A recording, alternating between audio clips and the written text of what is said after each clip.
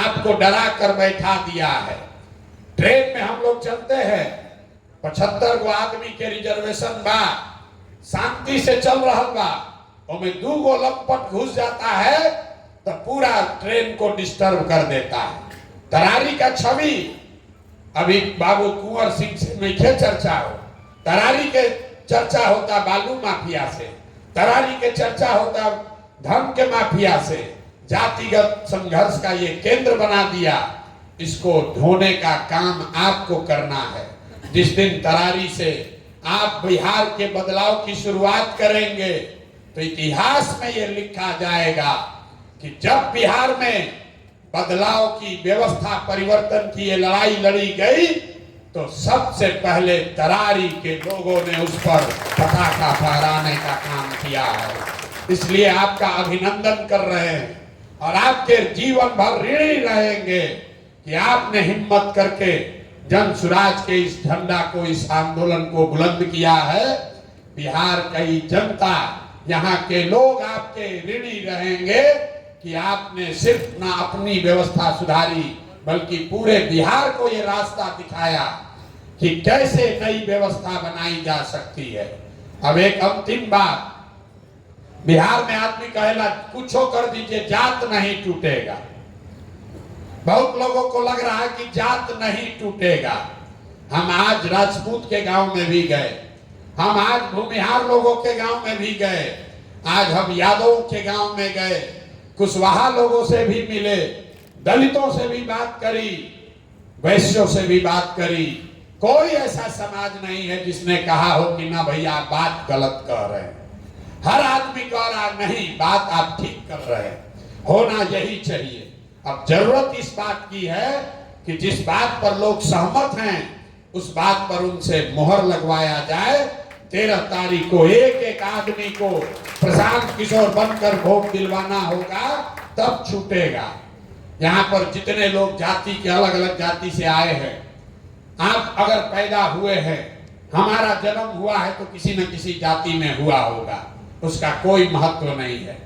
लोगों को लगता है बिहार में कि सब जात पात का ही राजनीति चल रहा है। हम हर सभा में कहते हैं बिहार में कोई नेता, बिहार में हमको कोई नेता अभी तक नहीं मिला जो जाति का राजनीति करता हो। आपको लगता है लालू जी जात का राजनीति करते हैं, हम रोज मन से कहते हैं लालू जी जात का राजनीति नहीं करते हैं। अगर लालू जी जात का राजनीति करते तो लालू जी ये कहते कि यादव समाज का जो सबसे काबिल आदमी है वो बिहार का राजा बनेगा और सारे यादव समाज के लोग आप लोग हमको वोट दीजिए। लालू जी कहाँ कहते हैं? लालू जी ये कह रहे हैं कि हमारा लड़का बिहार का राजा बनेगा और सब यादव समाज के लोग हमको वोट दो। ये जात का राजनीति कहाँ हुआ? ये तो परिवार का राजनीति हुआ, अपने बच्चे का राजनीति हुआ। पांडे जी क्या कह रहे हैं? यहाँ लोग कहता है कि 70,000 भूमिहार लोग रहते हैं। आप जरा बताइए, 70,000 भूमिहारों के आबादी वाले तरारी गांव विधानसभा में सुनील पांडे जी को कोई भूमिहार काबिल नहीं मिला, अपना बच्चा ही मिला है। तो अगर भूमिहार का वोट मांग रहे हो, अभी से कह रहे हैं आप किसी भूमिहार के काबिल आदमी को खड़ा कर दीजिए, अपने बच्चे को हटाकर हम आपका समर्थन करेंगे।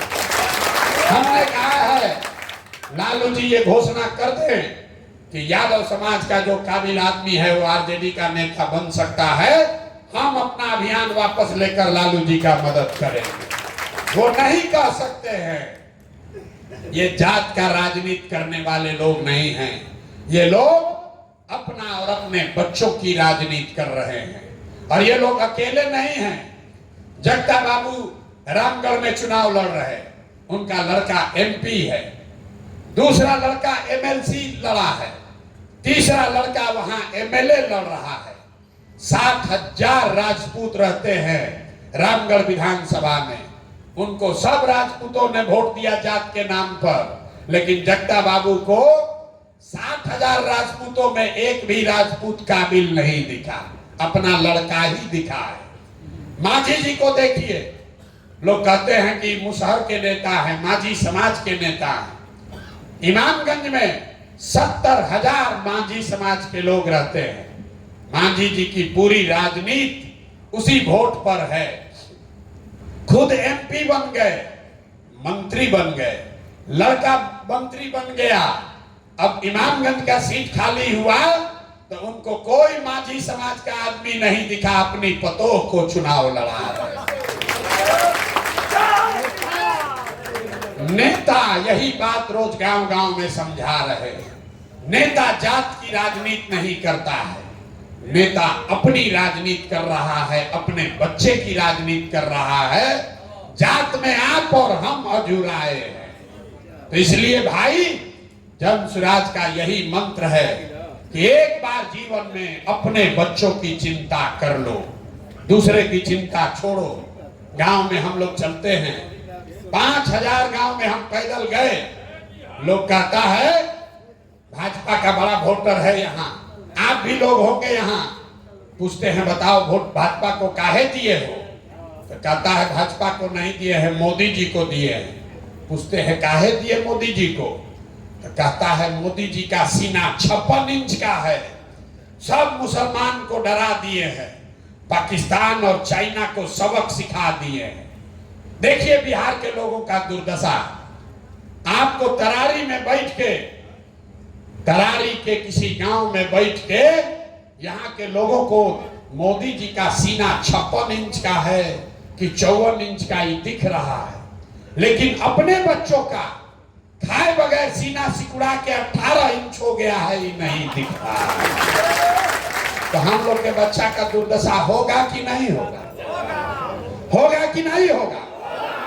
आप यहाँ बहुत एमएल के साथ ही आए हैं, आप चलिए हमारे साथ सिवान। यहाँ हमारे साथ नंदी राम भाई बैठे हुए हैं। 70 साल इनका उम्र हो गया, 20-25 साल पूरा जवानी इन्होंने लगा दिया एमएल को बनाने में।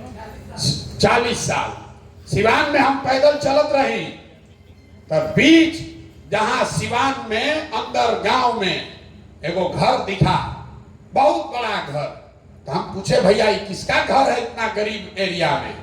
तो लोगों ने कहा, जिनका नाम बताया वहां रमेश कुशवाहा बहुत बड़े CPI-ML के लीडर हैं, कहा कि उन्हीं का भाई का भैया घर है, 20 करोड़ का घर बनाया है।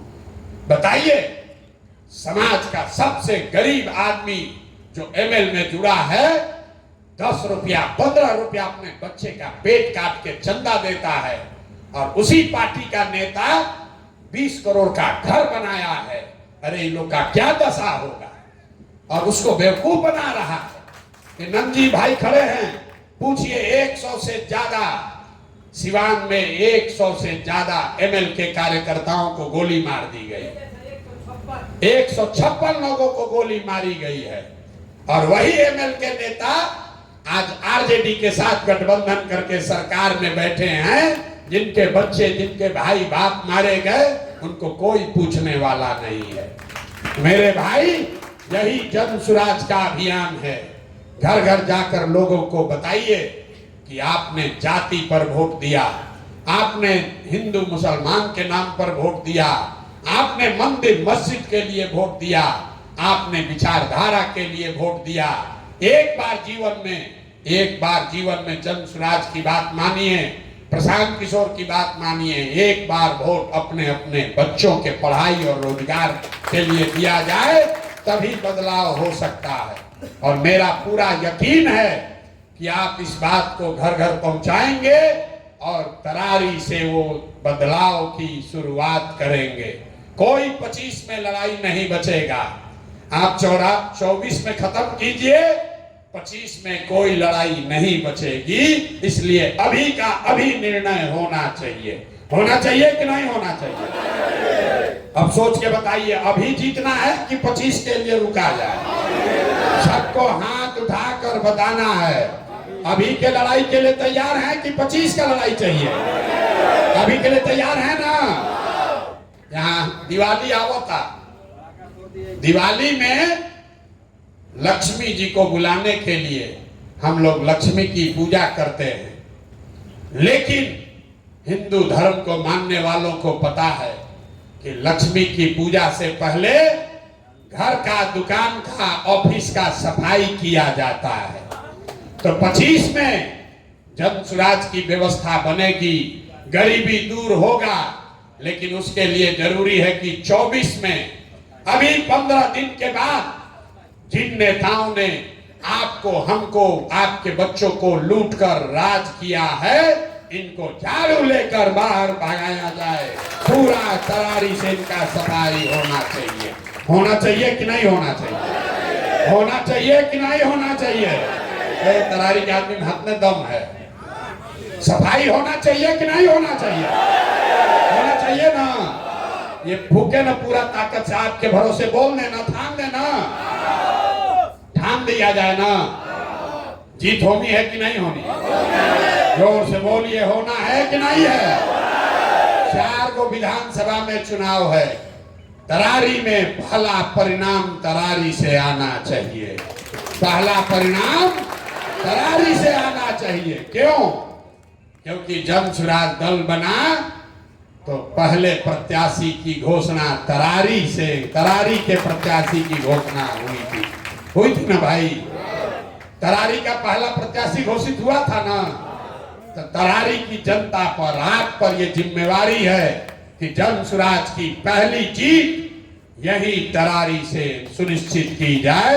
आप इतिहास लिखिए और अपने भाई, अपने बेटे पर भरोसा रखिए। आप पर कोई आंच नहीं आने देंगे। बहुत बहुत धन्यवाद।